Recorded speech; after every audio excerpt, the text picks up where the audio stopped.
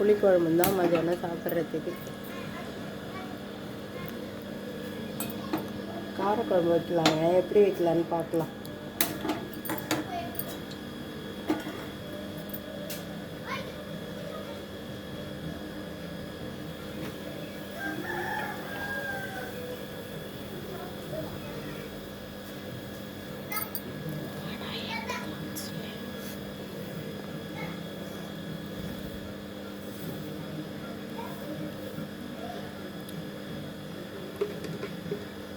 மூணு ஸ்பூன் எண்ணெய் ஊற்றிக்கலாம்.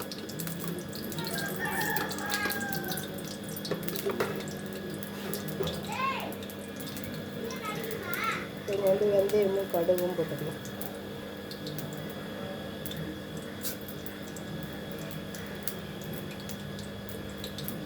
கொஞ்சம் ஜீரகம் போட்டுக்கலாங்க. ஜீரகம் போட்டால் எல்லாத்துக்குமே நல்லது.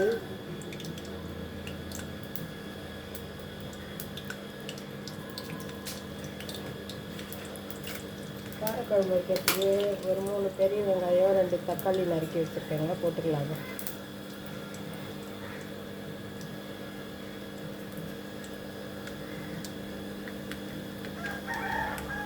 வெங்காயத்துக்கு பச்சை மிளகாயும் ஒன்றா போட்டால் வதங்கும் போது நல்லா வாசனையாக இருக்குங்க.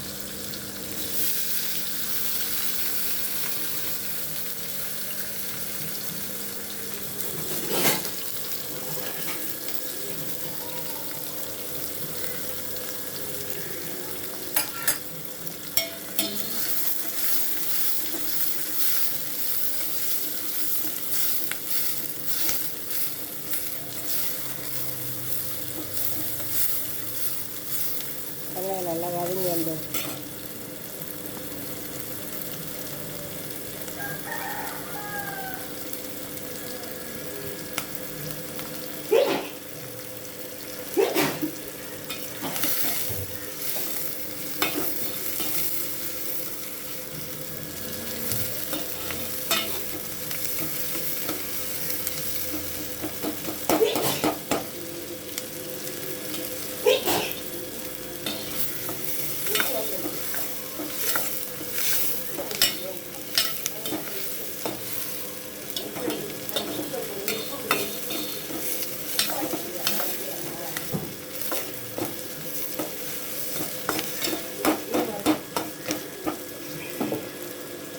வெங்காயம் வதங்குறப்பே கொஞ்சம் உப்பு போட்டுக்கலாம். இன்னும் கொஞ்சம் நல்லா வதங்கும். கட்டுலாம்.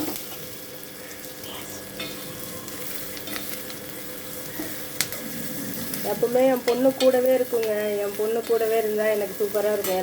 எல்லா வேலையும் செய்யறதுக்கு. இப்போ கொஞ்சம் தக்காளி போட்டுக்கலாம். நறுக்கி வச்சு தக்காளியை போட்டுக்கலாம்.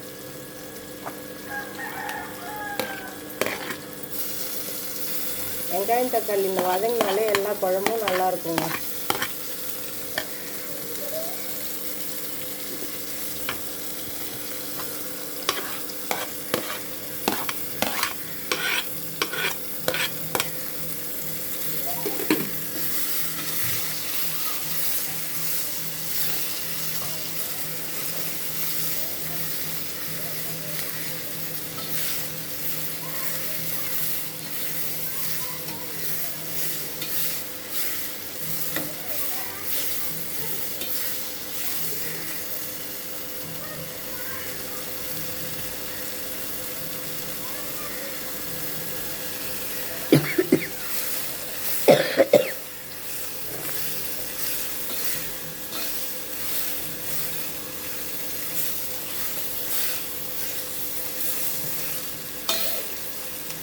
பாப்பா இன்னைக்கு எனக்கு மதியானத்துக்கு காரக்குழம்பு தான்.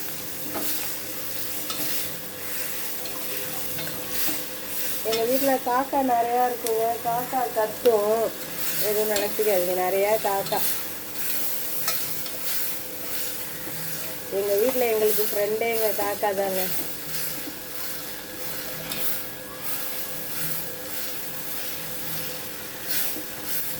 இன்னும் கொஞ்சம் நல்லா வதங்கிட்டுங்க. வதங்கினா தான் குழம்பு டேஸ்ட்டாக இருக்குது. காரக்குழம்பு இதை மட்டும் சாப்பிட்டாங்க.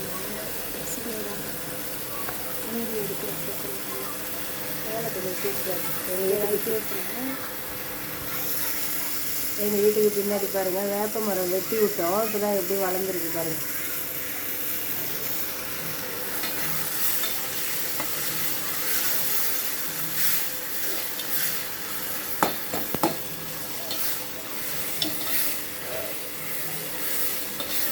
எப்பயுமே குழம்பு வைக்கக்குள்ள வெங்காயம் தக்காளி நல்லா வதங்கினாலே குழம்பு டேஸ்ட்டாக இருக்குங்க.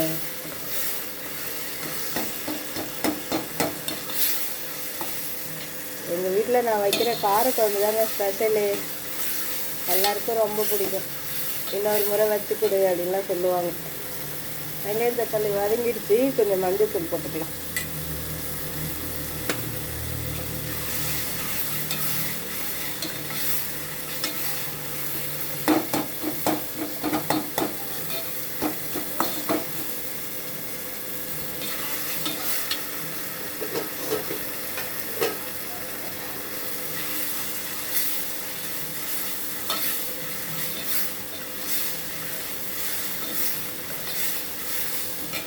இப்போ குழம்பு மிளகாத்தூள் போட்டுக்கலாம். வீட்டில் அரைச்ச மிளகாத்தூள் தாங்க போடுவோம் நாங்கள் ஸ்பெஷல்.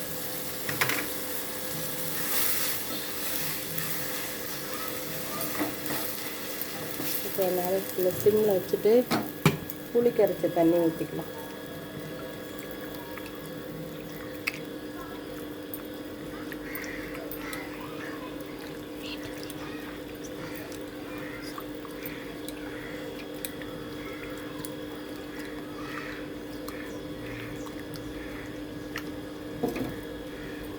மிளகாத்தூள் கூடயே நறுக்கி வச்சுருக்க காய்கறியை போட்டுக்கலாங்க.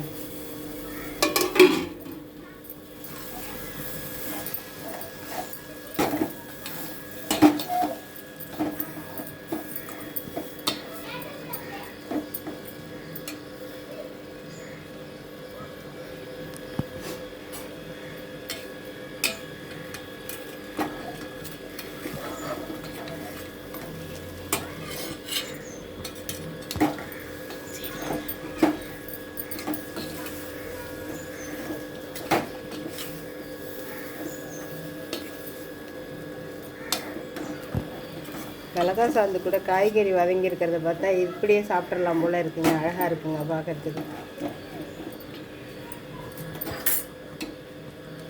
இது கூட புளி தண்ணியை இப்போ ஊற்றிக்கலாங்க. மோட்டர் தண்ணி சூடு